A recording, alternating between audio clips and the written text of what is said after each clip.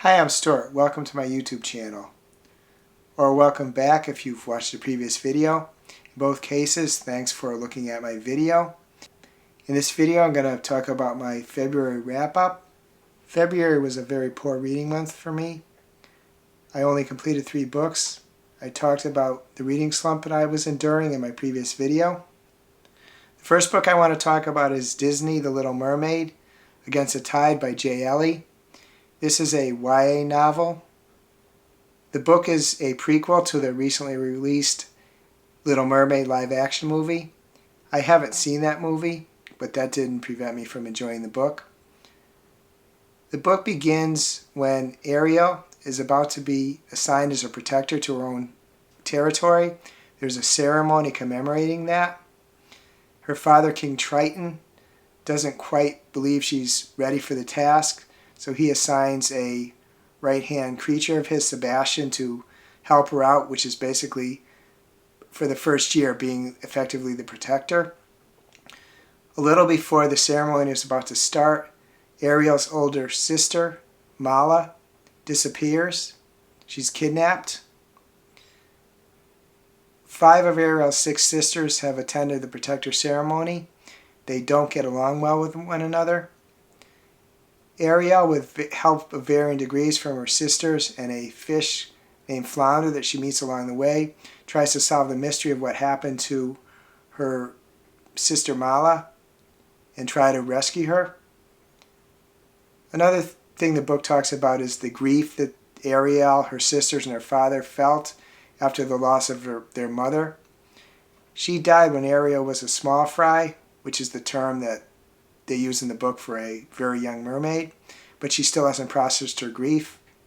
I thought the book did a good job exploring family dynamics.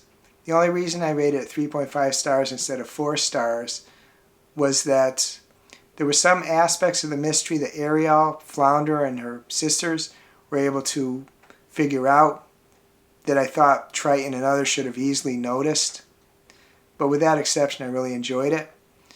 I thought this was a very fun book, and for those who are willing to overlook the thing I mentioned about the mystery and the fact that you know it has to turn out well, I recommend it. I think it's very well written. I think the author did a great job building tension, considering that you know that things are going to end up well because it's based upon an existing Disney movie franchise.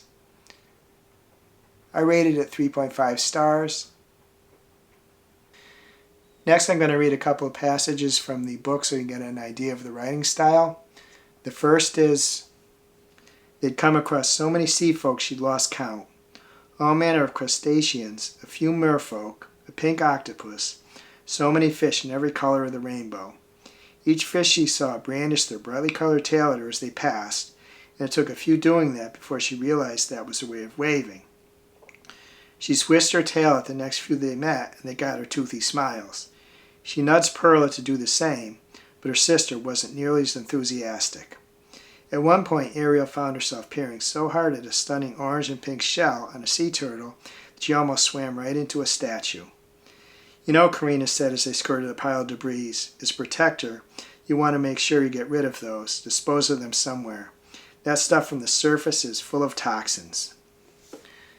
And now here's the second passage. Ariel shrugged her sister off. There was one point she and her sisters, all but Mala, had never agreed on. They had all been spooked by Father's wariness of sea monsters in the outside world, but that felt a bit suffocating to Ariel. The others always wrote it off as a symptom of having been so young when Mother died. They thought she just didn't get the big deal of how dangerous the ocean was, and her family saw sea monsters as the embodiment of that danger. Well, as far as Ariel knew, sea monsters were not responsible for Mother's death. The tragedy had seemed to make everyone less trusting. I mean, the treaty is clear, Perla said, snatching Ariel from her brooding. A monster and a mermaid would protect each of the 7 seas, forbidden to love, forbidden to flee. The next book I want to talk about is Midnight Sun by Stephenie Meyer. This is a retelling of the book Twilight. It is told in a first-person perspective by Edward. Edward's a vampire, and he and his family live in Forks, Washington. His family is not actually a family by blood. They're a group of vampires that bonded together because They are trying to not harm humans. They want to obtain their blood from animals. They call themselves vegetarians. To try to blend into the humans there, Edward and his sisters and brothers attend a local high school. Early in the book, a teen girl, Bella Swan, moves to Forks to live with her father, and she starts to attend the high school to continue her studies. She joins a class that Edward is in. Edward has a very strong hunger reflex to the aroma of Bella's blood, and the story goes from there. I enjoyed the first half of the story fairly well. About halfway through the book, Edward takes Bella to a field in the wilderness to show Bella an aspect of vampires. And this is when the book started to really drag for me. There was really long dialogue, unending. It was very cringy. I had trouble staying awake, and I'm not exaggerating. I literally had trouble keeping my eyes open. Then the second half of the book became more difficult for me. I did get through it, but I had to kind of soldier through at times. There were some positives to it, but the dialogue continued to be cringy. You hear Edward's internal dialogue, and Edward really dislikes himself. He's very self-loathing. As a matter of fact, I don't recall ever reading a creature as self-loathing as Edward. I say creature because he is a vampire. I think there's some value in this book, some good parts of it. I think the idea of a different type of vampire is interesting. I think the characters in it, Edward, his family, and the other vampires, and Bella and her human friends, relatives, and companions are interesting, and they have some depth. You can understand what they do. I think the plot is pretty good, but it's the dialogue for me that really dragged it down. There's just way too much of it, and it's frankly not very good. Both the verbal dialogue and Edward's internal dialogue. The book is 662 pages, and I don't think there's really 662 pages worth of book here. I think it could be cut down a lot, 200, maybe even 300 pages. And if that was done, it would be a pretty good book. I struggle a little to figure out who I would recommend this book to. I think if you had read Twilight recently and liked it, then you would like this book too, because you wouldn't have the issues I had with it. And if you somehow had never heard or read about Twilight or heard anything about it, and you just happen to pick this book up, this book would be a lot more interesting because there'd be a lot of tension to it. You wouldn't be sure what was going to happen. Whereas most of us who read this book read Twilight before, so you know how it's going to turn out, and that really robs it of the tension.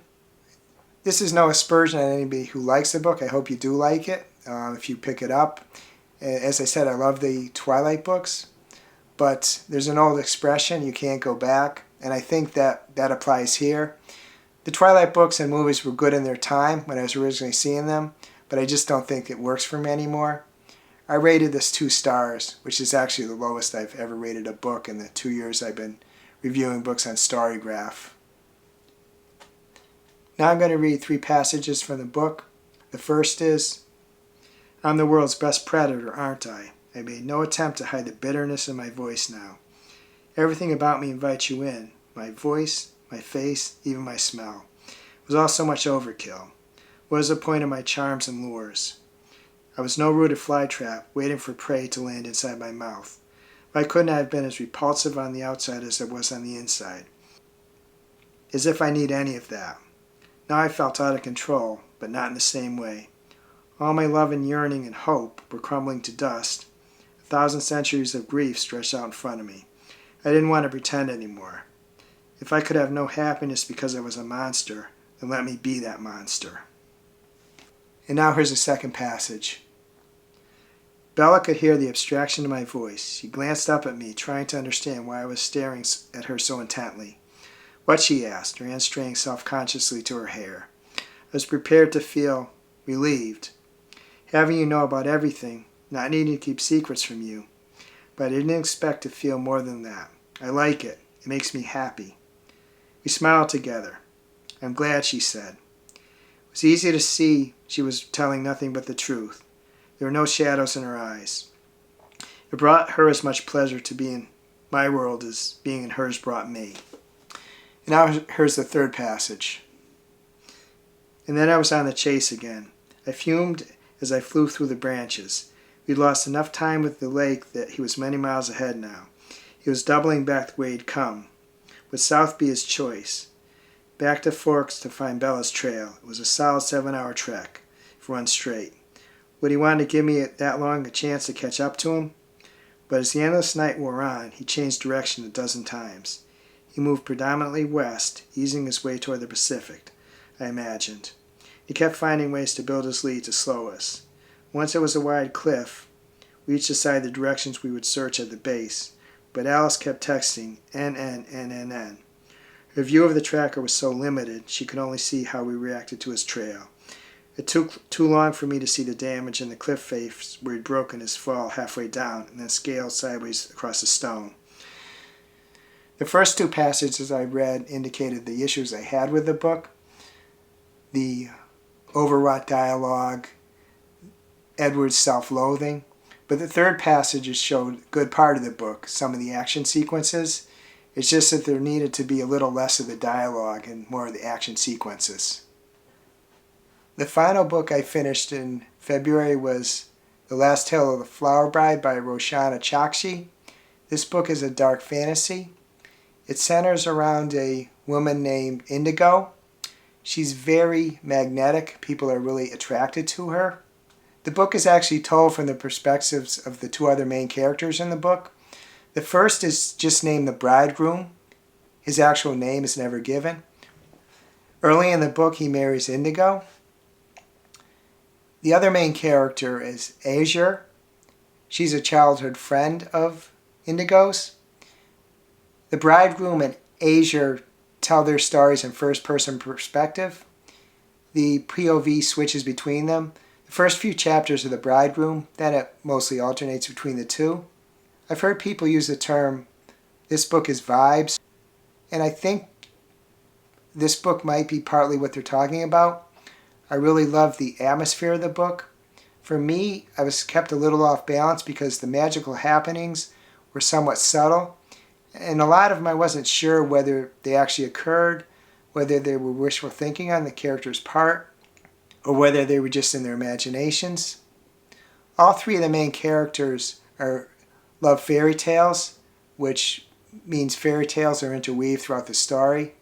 I didn't actually like two of the three main characters, but I was always interested in what happened next. I recommend this book to anyone who's interested in a dark fantasy, where you're kind of kept off balance what happens. I ended up rating this book 5 stars. I thought about it a little bit and I wondered if I was rating it maybe slightly high because of what I thought of Midnight Sun. But I ended up thinking this was a 5-star book, so that's what I rated it. And now I'm going to read a couple passages from the book. Here's the first one. I felt the scratch of her bare legs prickle from her last shave even though she still hid her razor. I wouldn't worry too much at Indigo lightly. In a few weeks will be one of them. I closed my eyes, imagining what that would look like. I saw our days melting together from the sunlit hours beneath the apple blossoms. Indigo braiding violets into my hair. The other world slowly slipping away our mortal flaws until our bones were rendered to glass and our black hair resolved into shadows. Our teeth grown animal sharp and our human lives turned to wood smoke. A flimsy echo of a fire that had already died. Now I'm going to read the second passage. Hallowed ground was not always a fixed physical place.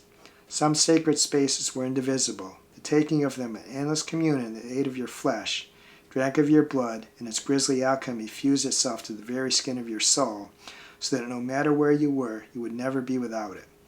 Indigo and I were the other world, and the other world was us. For as long as we lived, it would live too. I had known the other world would lay me bare, and it did. It plucked out every piece I'd hidden in the dark space, fanned them out like so many cards, the smell of asphalt, the edge of a college brochure, the road spread out like veins carrying the pulse of vastness, and asked me this. If the other world will always be there, then why must we disappear into it so soon? If you enjoyed my video, please like and subscribe, perhaps comment if you'd like to, and I hope you have a wonderful day.